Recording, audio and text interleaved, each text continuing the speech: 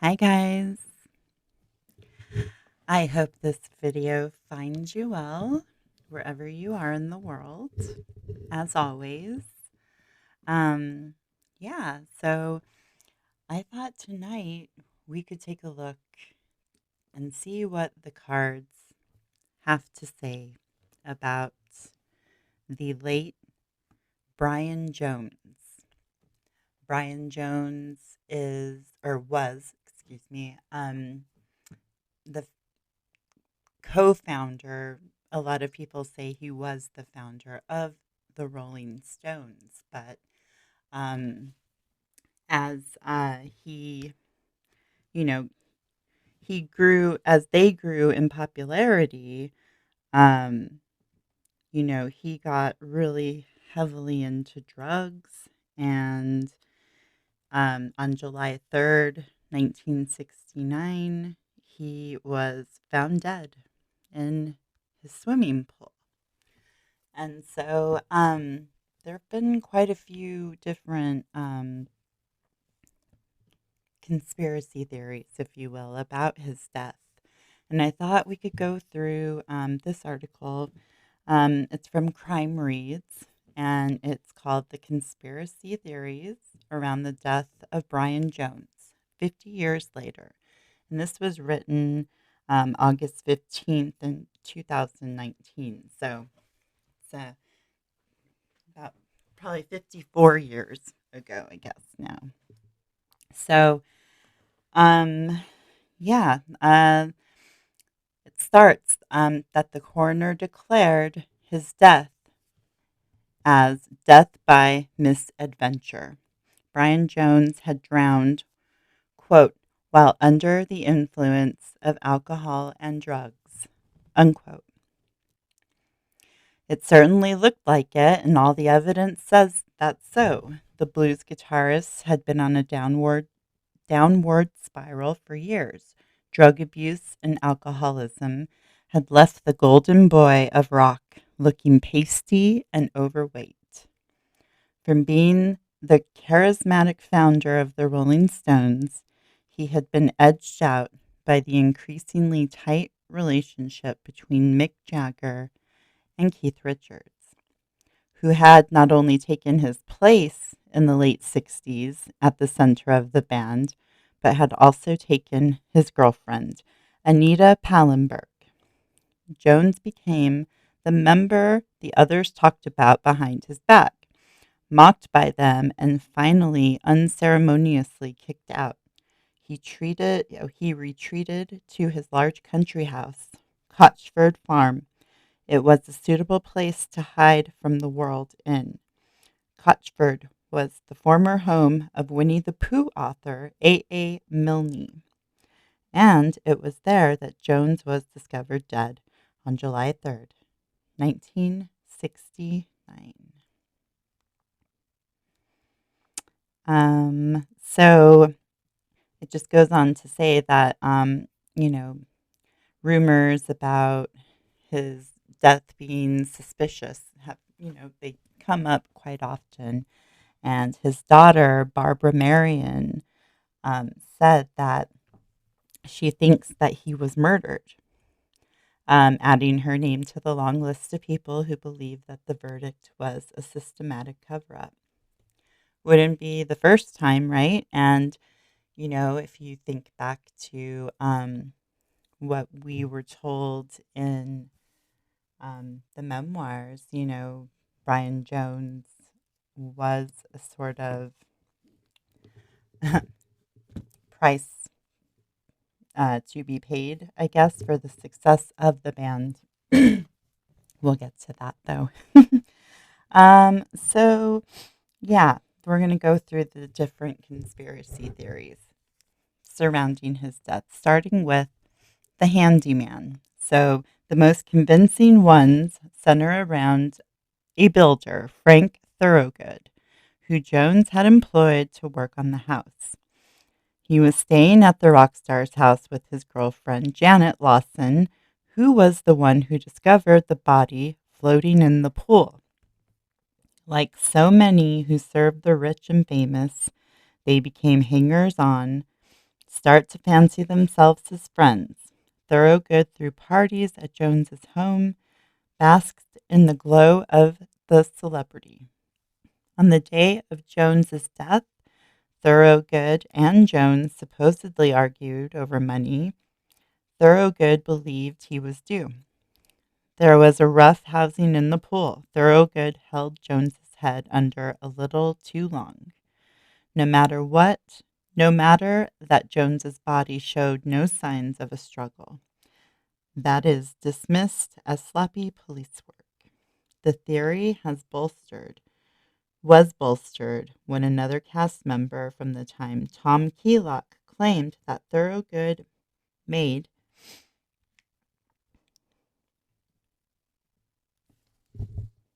I'm sorry, I don't know my let's see, that Thorogood made a convenient deathbed confession to him that he indeed killed the pop star. It was just me that did Brian, he supposedly said. I just finally snapped. Sorry, guys, I didn't see where I had cut off that paragraph. And yeah, anyways. Okay, next theory, the fixer. Keylock is a fascinating character, an ex-Arnhem paratroop veteran who makes a cameo appearance in Play with Fire. He was Bob Dylan's driver in his 1966 tour of the UK and any 1969. He was a general fixer for the rock group and was called to the scene on the night of Jones's death to try and keep a lid on the situation. His appetite for mischief and being at the center of attention might make a cynic doubt his claim about Thorogood's deathbed confession. But for many, Keylock himself is on the list of supposed killers. The music writer Jeffrey Giuliano, who devoted years of his life studying the conspiracy, believes that Keylock orchestrated an entire committee of people to Jones underwater. That way, there would be less chance of any sign of struggle, while Keylock stood on the side of the pool directing operations. So he ordered a bunch of people to hold Brian Jones down underwater. So Keylock's supposed involvement tends for some to throw suspicion onto the Stones themselves, adding smoke to that fire. Conspiracists pick on quotes by people like Anna Wollhen. At the time of Jones's death, the 22-year-old Swede was his girlfriend and one of the guests at the house. She believes Thorogood killed Jones, but also has said that the Rolling Stones management really know what happened. Okay, the next one is the guitarist, which brings us to their satanic majesties themselves. Tom Keylock runs this increasingly melodramatic theory was directed to kill the guitarist by one or more of the Stones. We're well into unicorn land at this point. It's the writer being snarky. Here are the several supposed motives that the Stones ordered him to be killed. Okay, so one is that Brian Jones had invented the name the Rolling Stones, which is true, and he wanted it back, except Jones had already signed away rights to the name.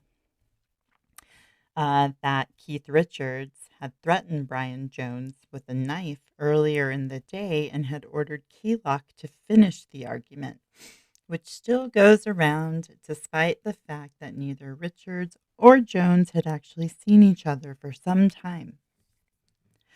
That Jones had recorded a masterpiece so phenomenal that the Stones felt threatened by it, though only sessions he did around this time were shambolic and produced no music at all. And then satanic stuff. See below. Here we go, guys. The satanic murder plot. The Rolling Stones' increasingly darkness at the time and their album, their satanic majesty's request, encouraged a few to go full Rosemary's Baby. Jones was killed as a ritual sacrifice. The evidence: Jones's last photo session with the Rolling Stones became the cover for their album Through the Past Darkly, Big Hits Volume 2, which came out in September of 1969. Brian's image is completely shattered in the back cover where the mirror cracks. He is also at the right bottom of the five-pointed star configuration. The band is laying in on the insert photo, QED, and I will insert this photo. Okay, next one. The royal family. Believe it or not, he was killed because he was having a secret affair with Princess Margaret, who had been visiting Cotchford Farm. This meme resurfaced when it's Diana, Princess of Wales, was supposedly killed for having an affair with the undesirable playboy Dodi Al-Fayed. Actually, when I was in London, went to a mall one day, and I actually got to see Mohammed Al-Fayed walking around.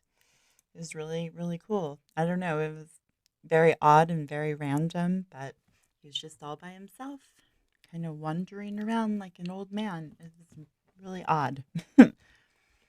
Yeah, so just to sum it up, this whole conspiracy just attracts darkness. And, this what this writer is saying is that, fans are unwilling to let it simply be the death of a beautiful young man who had grown bloated on drugs and alcohol, or of a man who was almost certainly suffering from clinical depression in an era barely recognized for his cries for help. You know, um, yeah, so we're going to get to the cards now, and we're going to see what they have to say. See if they say there's any sort of shenanigans, behind Mr. Jones's death. Um, Considering what we have read, if any of you out there have read the memoirs of Billy Shears, we are told that the satanic murder plot is in fact fact, not conspiracy. So take that as you will. Take it if you want to believe it or not. It's up to your discretion. But we're gonna get to the cards, and we're gonna see what they have to say about Brian Jones and his suspicious death.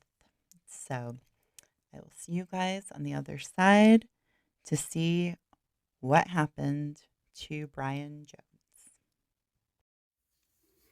All right.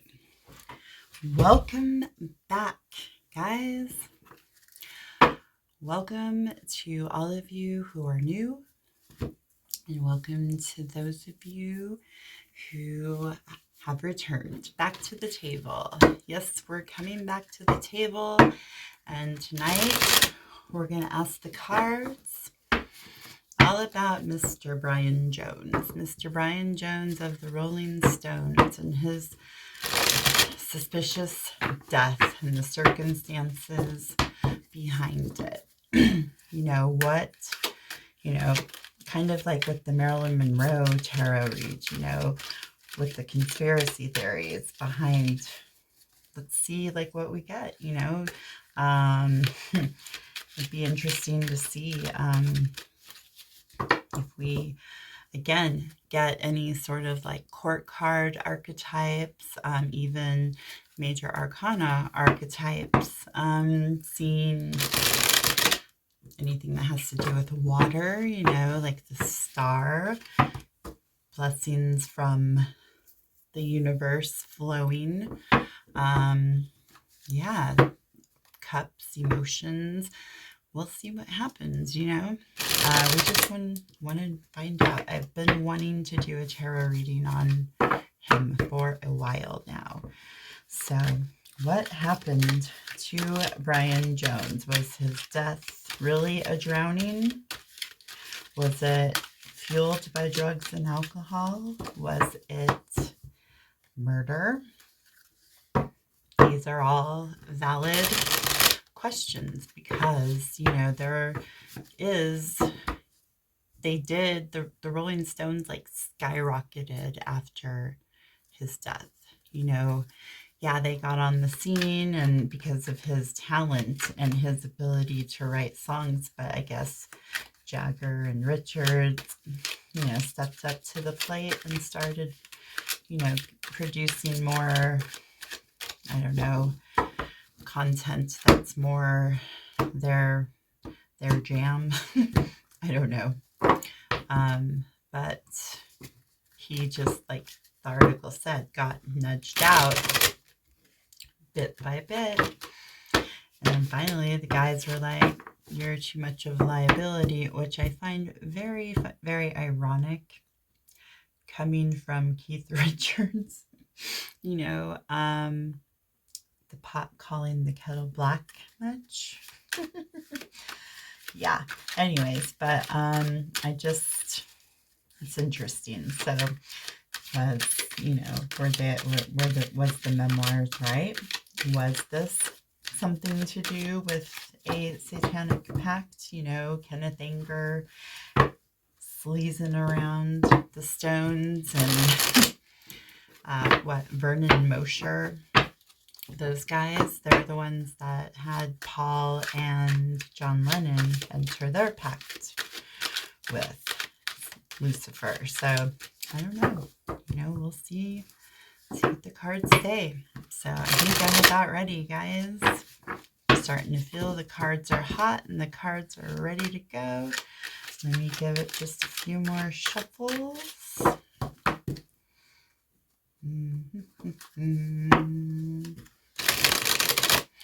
What happened to Mr. Brian Jones? Okay, guys. Here we go. We'll find out. The Knight of Wands right away. In reverse as well. Wow. Okay. The Chariot. Interesting. Okay, we have the Nine of Wands reversed. Then we have the Ace of Cups. Interesting. Water. I mean, just the symbolism is quite interesting, I must say. All right. I don't know. Let's see what they say. The Tower reversed. Okay. We have the Three of Pentacles. Ooh, the Ten of Wands reversed under the Nine of Wands reversed. Interesting. We had this with, I think, which one? It was Marilyn or Maddie, I don't know, but we had the, I think it might have been Mal Evans, where it was the Nine of Swords on top and the Ten of Swords on the bottom reverse in the same position. That is a trip. Oh my God. And then we got another ace, an ace underneath the Ace of Wands in reverse under the Ace of Cups. Fascinating. Okay, well, I mean, we're talking about a knight, a young man. So let's take a look here. Yeah, so okay, this is interesting. The Knight of Wands in reverse, guys. Okay, so normally when he is in reverse, again, he's fire energy. You see the feathers in his cap. They look like fire. It looks like flames are coming off of his of his garments, right? He stands for a young gentleman, usually late teens to like late 20s, in that area.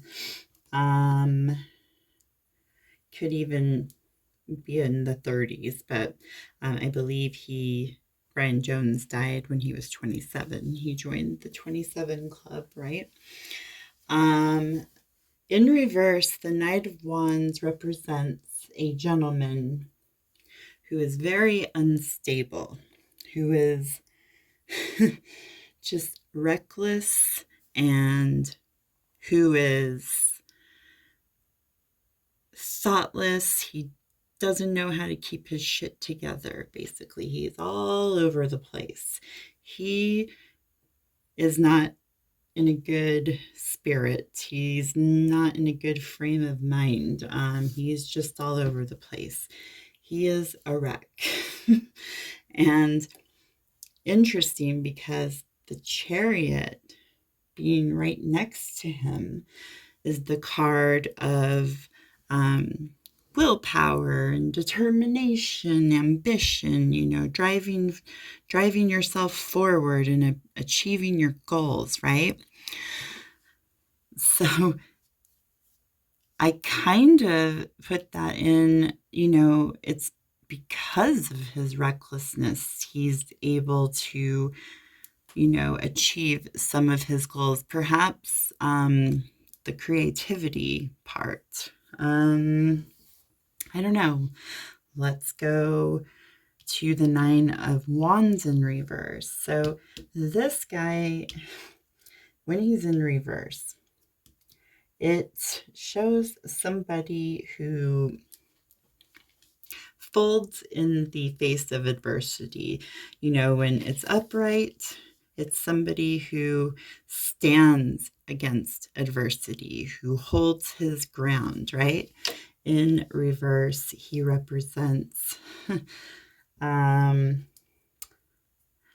who is not a risk taker, somebody who just kind of cowers away from any sort of confrontation or, any sort of, he's just spineless, basically. He can't assert himself. It's just kind of interesting because with the Chariot, representing like the end all be all of ambition and determination, to be next to a spineless little, I don't know. Just, it's very odd. Very odd. Okay, well, let's go to the Ace of Cups. And like I said, guys, just the symbolism of this card, right? My cup runneth over with water, water, water. Doesn't say anything, obviously, but as far as drowning, but just the symbolism I think is interesting. We get aces in this position a lot too. So the Ace of Cups obviously stands for new emotional beginnings. There's a new adventure on the horizon, lots of feelings, lots of intimacy, just deep feelings of love and hope and compassion. So we have a reckless gentleman who does not make good decisions, but he has the drive and the ambition and determination to get where he needs to be, but he's spineless and folds whenever confronted with something that is adversarial to him. There's some sort of new beginning.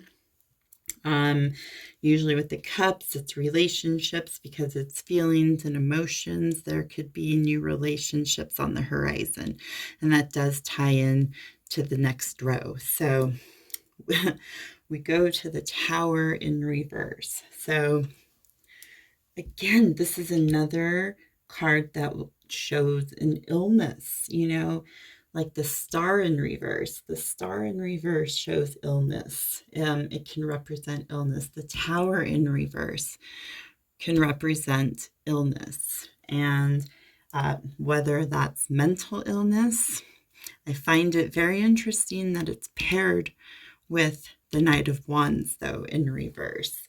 The Tower in reverse is all about like volatile crises that are just, there,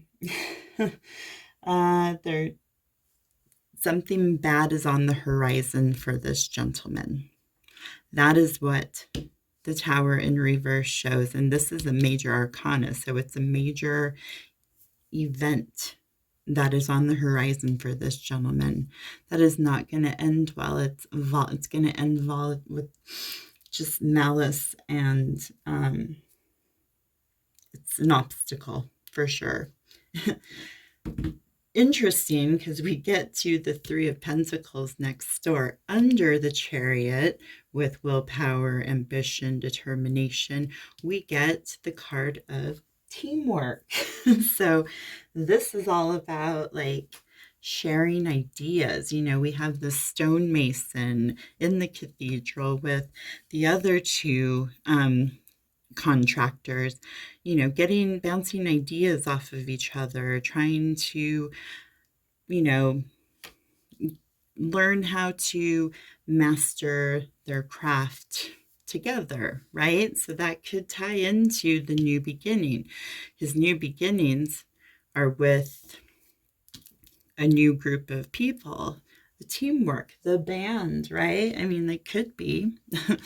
I find it very interesting that's under the Chariot, because that just shows like they were moving forward and they were getting somewhere and they had drive and ambition as a team. Okay. But just as we have Mr. Spineless, we have underneath Mr. Spineless, Mr. I'm always the victim, right? It's just too much to yourself. You're doing too much to burden yourself with things that really shouldn't be burdening you. You're taking on other people's bullshit. You're taking on petty bullshit. You're taking on, and that's the adversity that he's folding to, it's a burden for him. I'm not sure what this burden is. Doesn't really say much about, his death so far. But it shows that he had issues, perhaps with taking on the burden of the band, but he really didn't need to, because that made it hard for any sort of creative spirit to really thrive or unleash itself in the team. The Ace of Wands in reverse, that is a block. It's a block in creativity. It's showing trials and tribulations. It's showing, again, just bad things on the horizon. And this pertains more to the group and to that situation. The Tower shows this guy's all fucked up, guys. He is, whether it's mental illness or if it's, I guess addiction, addiction is an illness, and it could definitely, I haven't seen anything yet. Perhaps, drugs are also a burden of circumstance, right? I don't know. It could, we'll see what other cards we get. I don't want to start, I don't want to reach or anything like that. Let's see what other cards we get. So the Two of Wands, Page of Swords reversed. We have the Nine of Cups reversed. Okay. Interesting. A lot of reversed cards. It's a little interesting. Okay, let's see.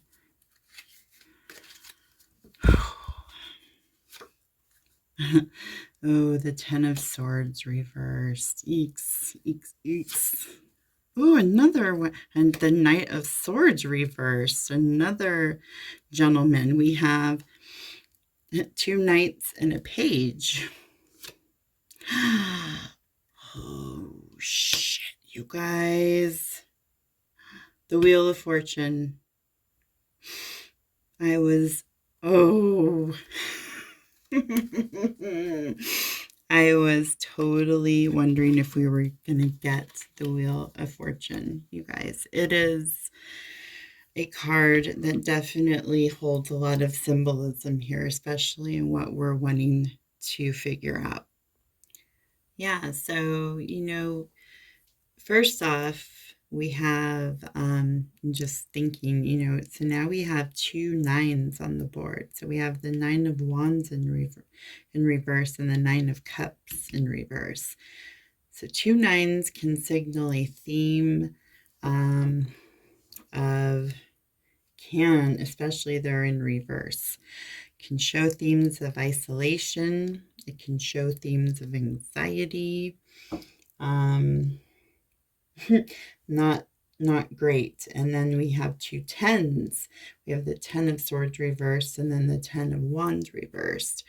And that's showing that there are some life cycles that are coming to complete ends, closure, finito, that's it.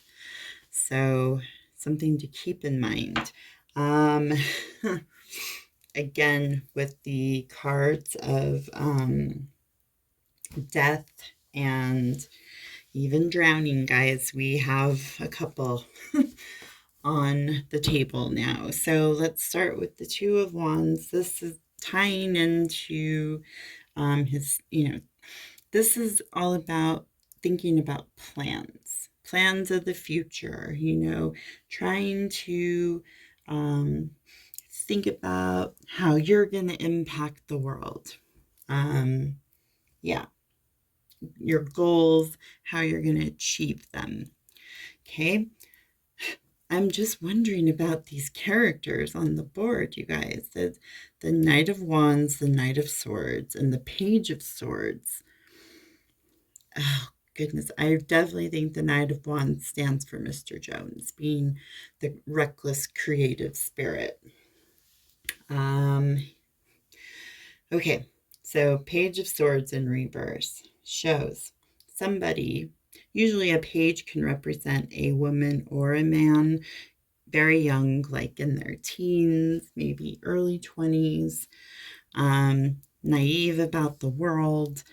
They deliver messages that the knights execute. And I find it interesting that both of these characters are in reverse and right on top of each other.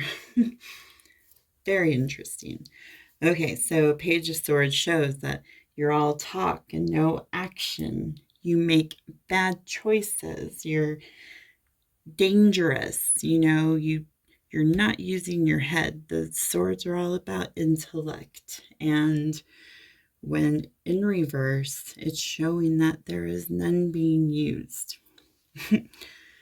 Okay, going into the Nine of Cups in reverse. Again, this is like no emotional fulfillment, right? When it's up, when the Nine of Cups is upright, it should be you are approaching complete fullness, complete happiness, and overjoying emotion. In reverse, no. Reverse, it is just you're longing for like a more meaningful relationship and you're not getting it.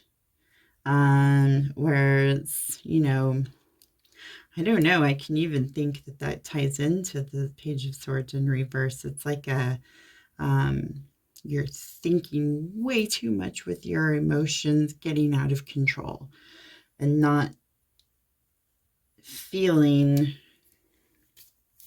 balanced. This is interesting. I don't know. I'm going to be honest with you guys. I'm not sure how plans for the future tie into not using your head and wanting to be more emotionally fulfilled. I mean, perhaps that could have been his spirit, his spiritual longing was to maybe progress away from the Stones and be his own musician. I don't know, because right under plans for the future, we get the Ten of Swords reversed. And the Ten of Swords reversed shows that there is a situation where there is no end. It's a horrible, torturous situation that is not coming to an end. So you can plan all you want, but you're planning in vain because bad things like we saw are on the horizon. And the good times ain't rolling anymore for this gentleman. These are just, again, this is a card of death. Generally, swords are a card of death that can symbolize death. We go to the Knight of Swords underneath the Page of Swords in reverse. Knight of Swords reversed. Again, impulsive. Somebody who's not using clear judgment. Somebody who is just constantly just temperamental, making bad calls, just not in his head. And that could tie into the whole illness thing. I'm really sensing mental plights here, you guys. This is really calling to me, especially with the Tower being in reverse, that he struggled with mental illness, sick. Like, that's like the worst card to get. And then especially getting it in reverse, because it just shows that the torture will not stop. It can't stop, and that's perhaps why maybe he self-medicated, because the Knight of Swords, again, is just showing somebody who's completely off kilter and who is not doing what they're supposed to be doing. Okay. The Wheel of Fortune. Underneath the card of wanting to feel more genuine fulfillment, authentic fulfillment emotionally. Well, you're going to get the good with the bad with the Wheel of Fortune, guys. The Wheel of Fortune is not always a good card to get, and especially in a situation where drowning is a possibility. Okay, hear me out. The Wheel of Fortune is a card of constant change. It can represent the good along with the bad. And with all of these cards that have come before, especially with the Tower in reverse, the Wheel of Fortune is showing a fear. It's showing a fear of like letting go, a wanting to connect with the subconscious. It is it's a burden of the universe. It's because of the ebb and flow and the constant. You can think of like a windmill, like a water powered windmill or something, where it's just the water's pew, pew, pew. That's the connection with your subconscious and the yearning for it. And this can signal a sort of drowning. Okay, but so he did drown, you guys. I think, though, considering with the Ten of Swords in reverse. The Knight of Swords and the Page of Swords had something to do with the drowning. They, again, executed this idea, this plan. They had something to do with his demise. I don't know if it had anything to do with the band, because why else would the card of like teamwork and camaraderie be in the mix here? Oh, I don't know. We're going to have to draw a few more cards, guys. What do you think? Like, am I missing something here? I don't know who these two characters can represent. My gut is telling me that they're representing the people who had something to do with his death. He was just a fucked up individual, guys. Excuse my language, but sometimes there's no better word, right? Let's see. Draw a few more cards and see what they say. Okay, let's see. Oh, guys, the High Priestess in reverse. Holy shit. Okay. The World in reverse. Oh, wow. The big guns are coming out now, you guys. Holy shit. I cannot believe she's on the board. That just showed it was a murder. It was a murder. I'm sorry, but I cannot not see the Masonic representation in the High Priestess anymore. It's just, I think straight to them when I see her. Am I crazy for doing that? I don't know. Look here, guys. The King of Wands. King of Wands. And we had the Knight of Wands in reverse. The King of Wands is sitting pretty under the High Priestess. Then there's Temperance. Interesting. Very interesting. Temperance. Oh, so, this, the High Priestess in reverse shows a sort of like a missed opportunity in life. It shows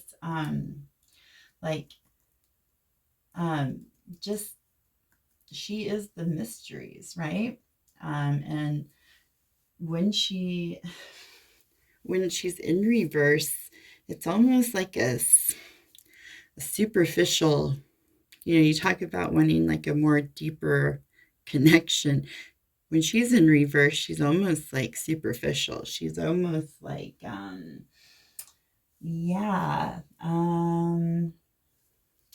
no intuition, secrets to hide. She's just closed off and represents a missed opportunity of some sort.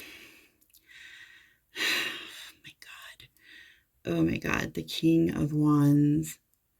You guys, there's 1, 2, 3 other guys here involved.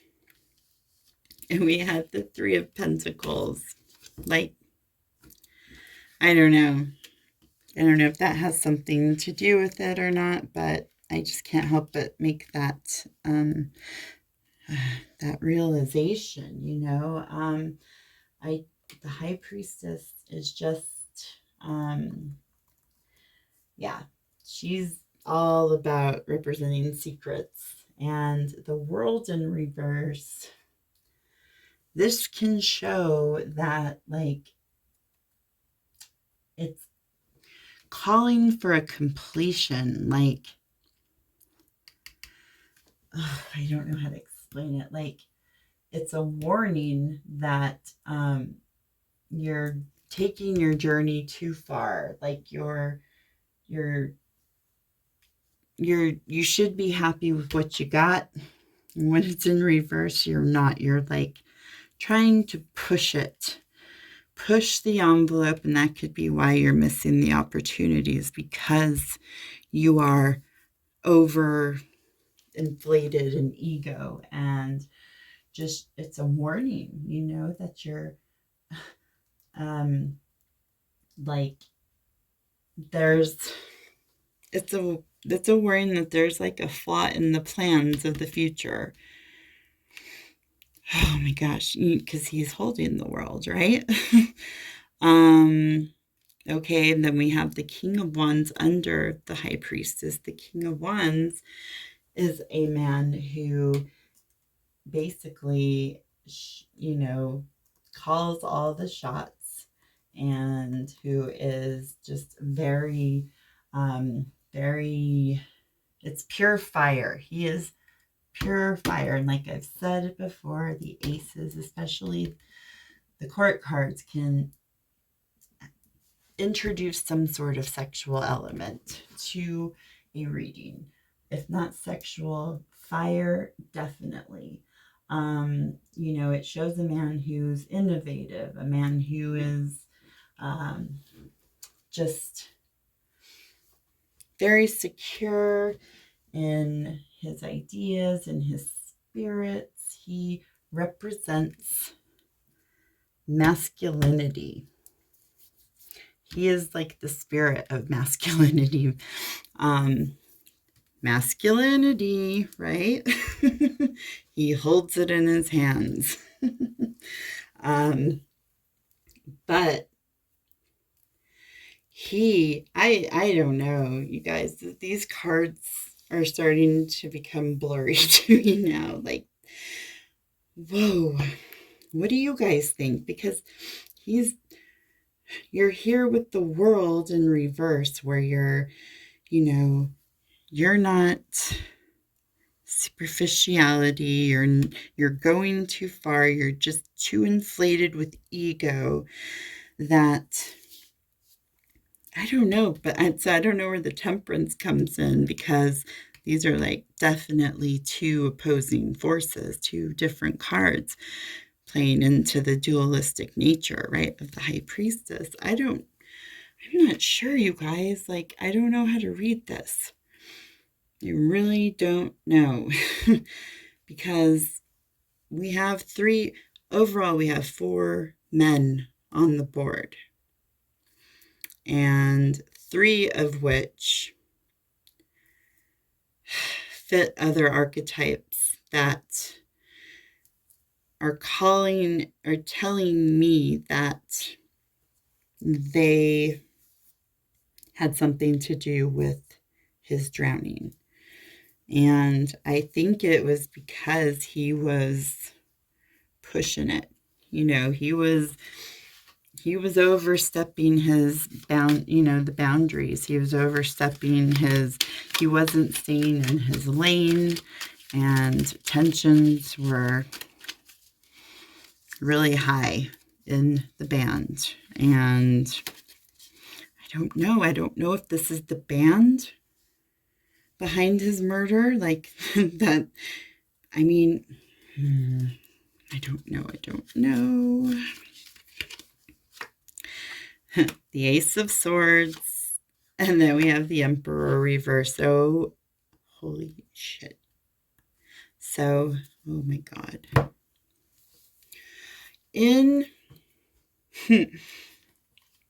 He was definitely drowned on purpose, you guys.